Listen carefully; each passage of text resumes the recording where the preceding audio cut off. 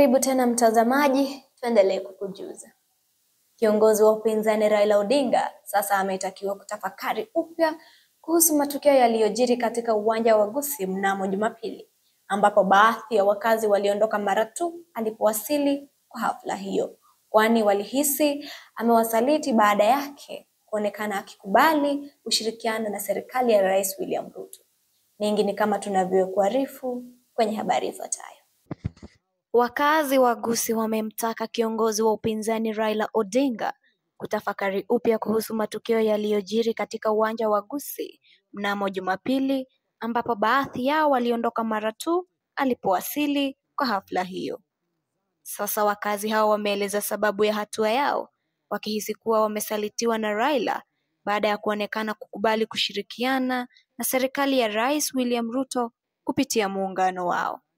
Kwa hivyo tukiangalia tunaona kwamba serikali hii bado ilikuwa ni mapema sana shake hands na opposition, angalau wangetulia ili waweze kutatua hizi shida ambazo Wakenya wanapitia. Kwa hivyo lile tukio la Gusii Stadium ni tukio la kuonyesha jinsi Wakenya wamekerwa. Kila mtu amekerwa. Hata sisi tumekerwa. Personally mimi mwenyewe nilikasirika sana wakati baba anaenda pale, na najua vizuri kwamba vijana wetu wameuliwa, vijana wameshikwa, wako abducted, wengine hadi saizi hawajulikani mahala walipo, mali ya watu iliharibika, vitu mingi havijajibiwa. Hisi kuwa kiongozi huyu wa Azimio la Umoja amewaacha katika mataa licha ya kuwa wafuasi wake wa muda mrefu. Katika taarifa yao, wakazi hao wamewapongeza wale waliotoka uwanjani kwa heshima kubwa, wakisema kuwa hatua hiyo ilionyesha hisia zao kwa njia ya amani na heshima. Sasa jambo la kukera ni kwamba mzee alirudi upande mwingine wa serikali. Sasa hatuna matumaini yeye tena. Ndio maana unaona kisa kama hiki kilifanyika hapa uwanjani. Wananchi walikandamizwa na yeye, hata nusu wampige mawe, lakini ilikuwa chambo zuri kwa wao kuacha vijana wakakasirika wakatoka nje ya uwanja. Hivyo hii ni signal ama ni kuonyesha Wakenya kwamba mzee hapa Gusii ya lost a lot, hata kuwa tena na nguvu kama vile alikuwa hapo awali, sababu wananchi wamekandamizwa na wamechoka na yeye. Amekuwa ni mtu wa kuunga serikali wakati wananchi wanaumia hapa na pale. Sisitiza kuwa wanahitaji uongozi wa upinzani thabiti unaotetea maslahi yao badala ya kushirikiana na serikali wanayoikosoa. Siku moja baada ya kusema Wakisii hatuna kura, siku inayofuata tena anakuja kwa watu wenye hawana kura. But inafurahia vijana hawakurusha mawe, walimuonyesha kwamba sisi kama Wakisii ni watu tuko very intelligent, hatutumii kifua, tunakuonyesha kenye kinastahili kifanywe. Mso ulifanya makosa, umetutusu, umesema hatuna kura. Na wakati huu sisi na Wakenya wote tumeungana, mpaka hata Wajaluo wako nyumbani, na raundi lazima Matiang'i atakuwa president. Hiyo ndio tutakuambia mzee, tuheshimu vile tumekuwa tukikuheshimu. Tumekupigia kura zaidi ya mara 4 sisi kama Wakisii, lakini sasa imefika mwisho kwenye umetukera sisi kama Wakisii. Na wakati huu sisi na Wakenya wote tumeungana, mpaka hata Wajaluo wako nyumbani, na raundi lazima Matiang'i atakuwa president. Katibu katika sekta ya magereza Daktari Salome Wairimu sasa amepinga madai ya aliyekuwa naibu wa rais Rigathi Gachagua kuwa serikali imeuza ardhi ya magereza humu nchini. Daktari Wairimu amepuzilia mbali madai hayo, huku akikana kuwa makanisa na misikiti iliyoko kwenye ardhi hiyo imefungwa na mengine kubomolewa. Gachagua aliibua madai hayo siku ya Jumapili, akisema kuwa ardhi hiyo imeuzwa, huku jumba la kitamaduni la Bomas likiuziwa raia wa Kituruki. Sisi katika idara ya magereza tunamshikilia sana rais wetu, na wale ambao wanasema kuwa magereza yetu yako karibu kuuzwa, hiyo ni dhibitisho ya ukweli kwa hao ni watu wa kusema uongo. Hakuna vile magereza yanaweza kuuzwa. Rais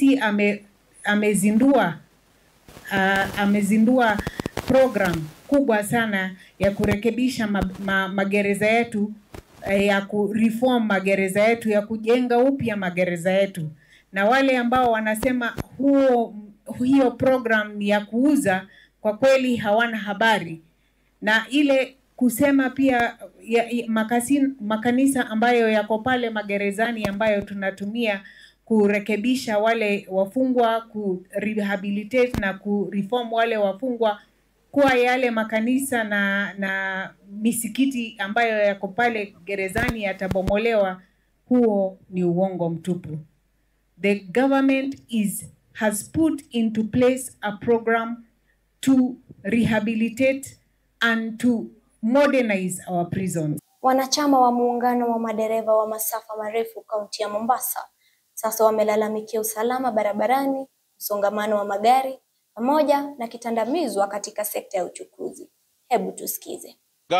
Na yale ambayo inatendeka kwa nchi yetu, madereva wanagandamizwa sana, madereva wanadhulumiwa, insecurity in our road is not good. Unapata jam inakuwa created in our borders sababu ya wengine watengeneze pesa na dereva ndiye anaumia. Hakuna toilet, hakuna mali dereva anaweza jisaidia. Kuanza karibu 48 hours dereva ako kwa gari, anakesha, anashinda. Ametoka port, amekesha, amefika Mariakani kuna jam, amefika Malaba jam iko Kandui ama Kimaiti. Huyu dereva mtu mmoja, sababu yale ambao anatufanyia sio nzuri. Unapata dereva hizo jam zote akiitisha mafuta anakatwa, ama anaambia atakutumania mafuta lakini hiyo ni akaunti yako. Sasa inapata dereva ako na msonga mawazo, sio kifamilia, sio kikazi, sio wapi. Ndio maana unapata maajali zinafanyika usiku na mchana. Na kuna watu wa NTSA, mbona ajali zinafanyika kama wanakagua magari ipite vizuri?